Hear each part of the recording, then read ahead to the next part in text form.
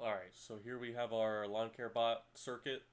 All of the gear motors are labeled for what they will be controlling.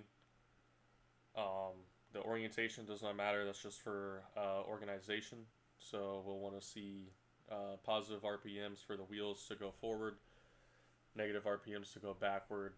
The blade height, you'll see positive for it to come down, and then negative for it to reverse back up to its home. So that's a little backwards. And your rotary will spin positive one way and negative the other way. So that just kind of cylindrical like that. We have 3 batteries, so we don't lose any voltage across our motors, so they can all run at full speed. And your IR remote will be your user input or GPS, kind of controls both. So we're in simulation right now. So first we'll want to see the blade adjustment. You want to do that before you start your job. So you can do that by hitting volume down. So volume down will bring your blade height down. So that's your positive RPMs. Or you can adjust it back up by hitting the volume up, and that'll bring it back to where it's supposed to be. And then you can pick what job you want to do when your blade height is ready. So let's say we want to do job number 1. Your blade height stops. So this is basically just going to say we're going to go forward, and your blade is going to spin at max speed in the positive direction.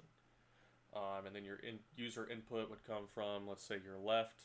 So we're going to sharp turn left. Both left wheels go in reverse. You can do sharp turn right. You can do all reverse, all forward.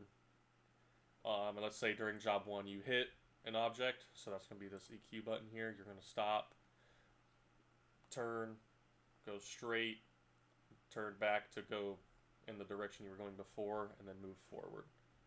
So that's kind of to move out of the way of the object and kind of get past it.